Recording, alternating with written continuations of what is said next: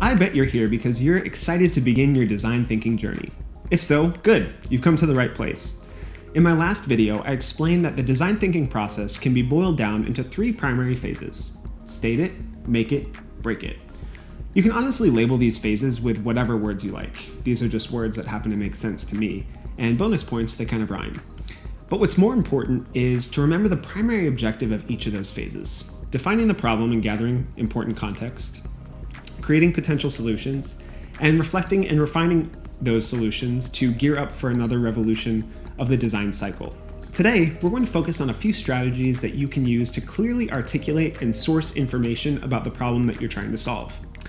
It's easy to name a problem, like I'm struggling to engage my students in a virtual learning environment, or I'm having trouble creating lessons that are conducive to both synchronous and asynchronous formats. What takes a little bit more effort, though, is gathering enough contextual information about the problem to better inform the best possible solution. Building empathy is a critical element behind being able to clearly state the problem that you want to solve. Brené Brown defines empathy as feeling with someone else. I really like that definition because it goes beyond simply standing in someone else's shoes. It encourages us to also walk several miles in those shoes with that person to gain a much deeper level of understanding.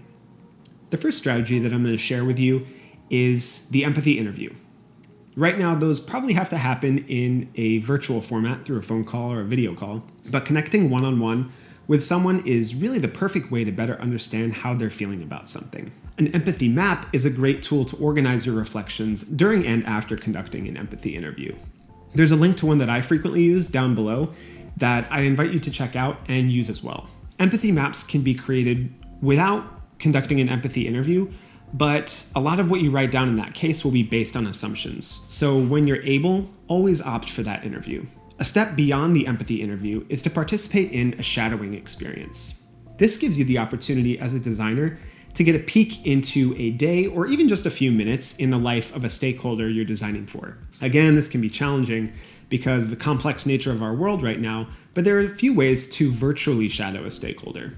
For example, if you want a better idea about what the distance learning experience is like for students, take a day to follow a student's schedule and get a feel for what they might be experiencing moment by moment. Similarly, you could virtually shadow another teacher or leader in your building and experience their schedule for a few hours or even for a whole day. Through this process, you might even uncover some new insights that you weren't able to gather during an interview. Another strategy you can use is the 5 whys, or as I like to call it, the Backstreet Boys protocol. If you know, you know.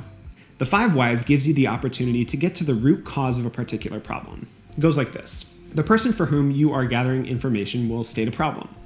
You'll then ask them why. They'll respond, and you'll ask again, why?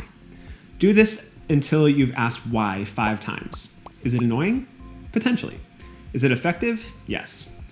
Sometimes when we're talking to somebody about a problem that they're facing, there are some additional problems underneath the surface that also need to be uncovered, and the 5 whys helps us to get to those. That wraps it up for this edition of Dose of Design with Drew. My to-do for you is to put one of these practices into action as you kick off a design experience. Get creative and use as many opportunities as you can to gain empathy for those you're working on developing solutions for. Be sure to share what you're trying in the comments below. Also be sure to like and subscribe. See you next time, and happy designing.